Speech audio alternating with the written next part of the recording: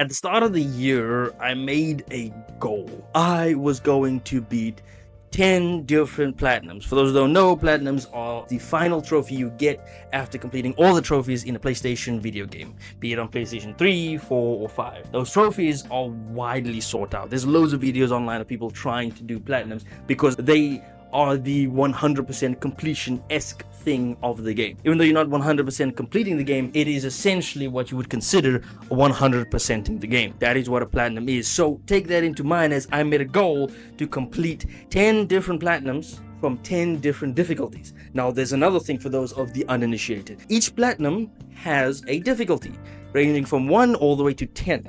A 10 out of 10 is a very difficult platinum, and then 1 out of 10 is extremely easy that you can just sit back and let it play to get that platinum, or you just press one button all the way until the very end. That is essentially what 1 out of 10 platinums are. They're quite difficult to find like a really interesting 1 out of 10, one that doesn't make me want to bash my head against the wall as I keep looking at the goddamn screen. But anyways, I chose 1 platinum. I decided while I was doing this that I was going to do the 10 out of 10 platinum, which is going to be a separate video on its own. But for the first platinum, the 1 out of 10 platinum, what did I actually choose? And there's a whole host of games to choose from, right? But the one game that everybody just keeps avoiding in these types of challenges is the Walking Dead series. The reason they avoid it is because of how easy it is to actually play the Walking Dead games. That's why they avoid it. But I decided, I was a fan of the Walking Dead back in the day, before season 8 came out. I was a huge fan of the show, and I was a huge fan of the Tattletale games, so I decided, hey, let me get the definitive edition and play through all of them. What a big mistake that was.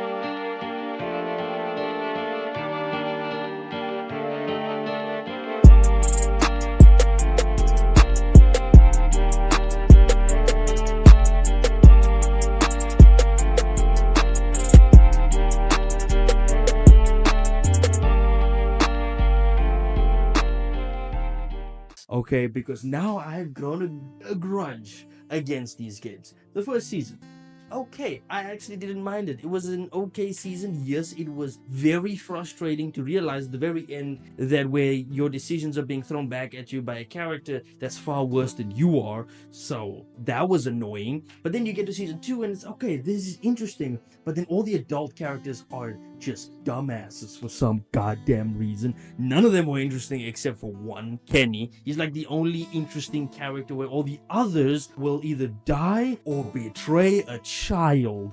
Or think of a child as someone that's supposed to do things for you that she is completely incapable of doing. And the fact that all these adults are dumbasses, that they see a child that's bit, immediately think, shoot her. It's like, yeah, I get it. This is the zombie world and you can immediately shoot her. But she claims that she's been bit by a dog. Okay, let's test out that theory. Lock her in a room and then wait until she turns. If she turns, easy, pop her in the head. If she doesn't turn, then that means you did a good thing for a child. You can put something good on your conscience. But they didn't do any of those. They lock her in a shed where she could still die from blood loss and then turn, or get attacked by a walker and still turn. So it's a lose-lose situation, which is kind of stupid for these adults. That gave a really bad impression for all the new adult characters for season 2. That's why I didn't like any of them, including Luke, who's a really a fan favorite, mind you. And Luke is a fan favorite until Kenny shows up, and then you're like, fan favorite my ass. Then you get to obviously the final episodes where you have to choose between, who do you want to go with, Kenny or this other lady, a guy that you've known while you were with Lee, or this lady that you just met, kind of just met, but you can go with her. Regardless of who you choose, it doesn't really end well for either of them. But this is what I mean by season 2 being not as great as I remember it. Because I remember this season being hype as all hell. But then I played it myself, and no, it was not. The decisions don't make any sense to me. Because sometimes there'll be a decision where it's like, there's 2 decisions here. What are you gonna do? You're gonna save Luke, you're gonna go after him, or you're gonna help him and cover him, right? What are you gonna do? You listen to him or not? Regardless of what you choose, he's going to die. And that other character, right, that's in love with Luke, Bonnie, she'll still get mad at you no matter what you do. So that's what I mean by the decisions becoming more and more frustrating as the show kept going on, as I kept playing, right? But then you get to season 3. Man, screw season 3. I hate season 3, okay? I did not until I played this game. I mean, I was like apathetic to season 3. I didn't have a deep-seated hatred or grudge to season 3. But now I do. Season 3 sucks. Season 3 is ass, okay? The new cast of characters were interesting in the beginning, but then you also have the main character, right?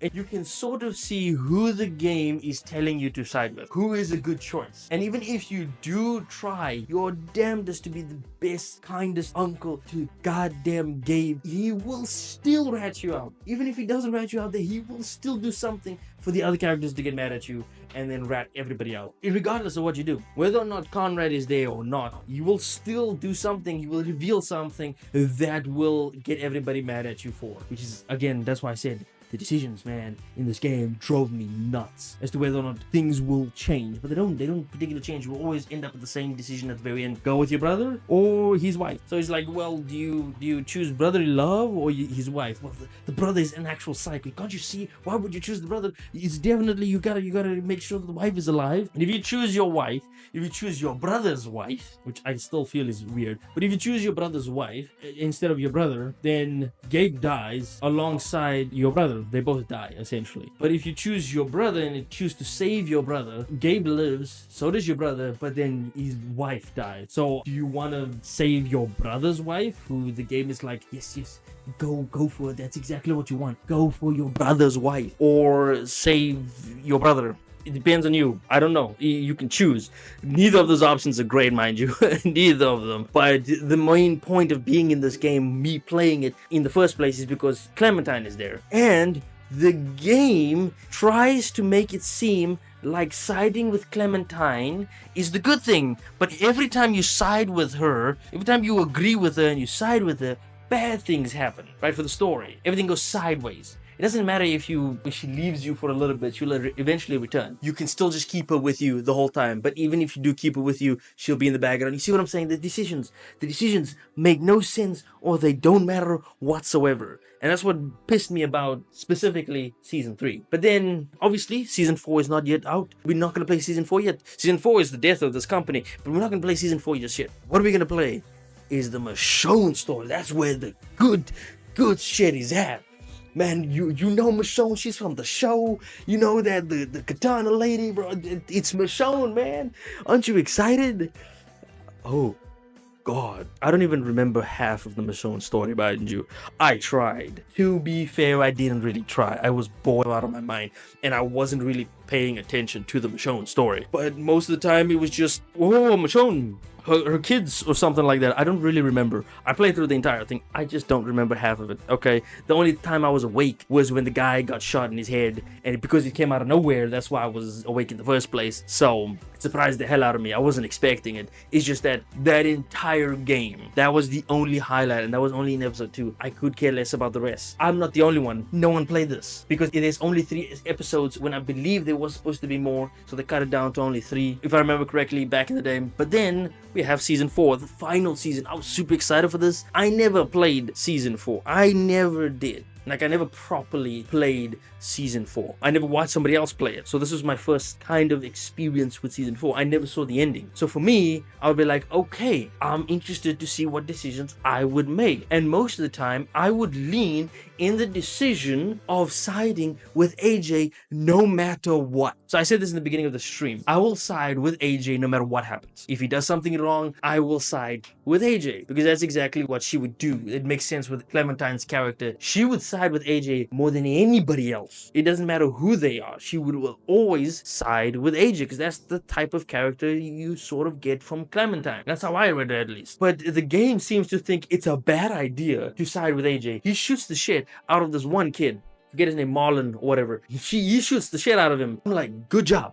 Good job. Keep doing that. Good job. Good job. Do that. Because this same guy beat the shit out of another kid that was trying to have him come clean to everybody. And he bashed her head out. She's dead in the basement. And you had to sort of escape from her. And so him shooting him, I was like, good job. But every single character, no matter who, was mad at me for telling him it was a good thing, and he was justified in doing that action. Every single character. It's almost like the writing is against my decision. No, he is not justified. You must say he's not justified. And you even get to a point where you're like, okay, you will trust him. Trust him to do those decisions. Trust him to make the decision of whether or not to get rid of somebody. And another character who the show really likes, I say show, but I definitely mean game, but the show really likes, and tell me if I'm wrong, but this character tells Clementine, don't go down this road with AJ. Don't turn him into a killing machine. I've seen kids go like that. So I'm gonna kill AJ before you turn him into a killer. Which just, I was like, what? Where did this, what logic? Where are you coming from? What psychopath are you? Let the child do what he's supposed to do. Because that same child shot the shit out of this other character. I forget her name, but she's from part 1 from the first season. He shoots her and then he keeps on shooting her. And I was like, yes, good job, good job, good, do that. And the writing seems to imply that my decision for telling him to shoot this chick that is clearly crazy was wrong. Because another character kept telling me, you made a mistake. Now I gotta kill this kid. Now I gotta make sure this kid dies before you turn him into a killing machine. I'm like, what is this decision? Well, he's clearly justified in doing what he did. Every time he killed somebody, he was justified in doing so. He didn't kill willy-nilly. He's not a psychopath that's waving a gun around. It's like, you gotta die. You gotta die. You gotta die. You have to die. And I'm like, no, he just killed a kid killing another kid. So be careful what I'm saying, right? Be careful what you hear. I'm saying another kid killed another kid, okay? In the zombie apocalypse world. Don't take my words out of context. But the point is, he killed this dude, Marlon, because Marlon was attacking Clementine. I was like, well, he dropped his weapon, so he clearly surrendered. Doesn't matter. He's still psychotic. Get rid of him. He sold Ten's sisters. I mean, and you expect to just easily be forgiven for such an action? So he obviously pops him in the head. The other person that he pops is Lily. That's her name from part 1. She's crazy. She killed a child by bashing his head in. Crazy. I don't feel bad whatsoever for having him go down this path. And I even was like, I trust you to make your decision. And so he made the decision of killing Ten. It's like, why did he kill Ten? Well, because Ten was getting lured. He could have tried to save Ten. But the thing with problem with Ten is he had hesitation. When in the moment where people are about to die and they need to be saved, and his sister, who's already dead, it makes no sense how she's actually walking and talking, but she's dead, right? She's bringing a whole horde of walkers. We're all gonna die if this kid is going to hesitate. Now, you can try to convince him, but it's not working, right? So, better yet, just take him out right now. Put him out of his misery. So he made that decision on his own. I didn't tell him what to do. I just said, I will trust you to make the hard decisions. The game says, no, you made a mistake. You know how? Because all the other characters are telling me, or Clementine specifically, you've made a mistake. And that was really, really annoying to go through with season 4. Whenever I was like, no, AJ is right. I'm side with AJ. AJ makes sense. AJ's the GOAT. He knows what he's doing, right? He's part of this world. He's made for this particular harsh reality. And that's why season 4 was good, because of the relationship between AJ and Clementine. At least the one that I built. But everything else, it was just like the previous seasons. Not as bad as season 3, but definitely not as good as season 1. That seems to be what they were trying to emulate. That's why I would say The Walking Dead, the entire journey of it was more of me experiencing Walking Dead all over again, rather than a platinum journey of having to do all sorts of miscellaneous tasks to get a trophy. This was me just revisiting the Telltale Walking Dead games, which weren't that great, but were really popular back in the day. But today, ooh, not so great.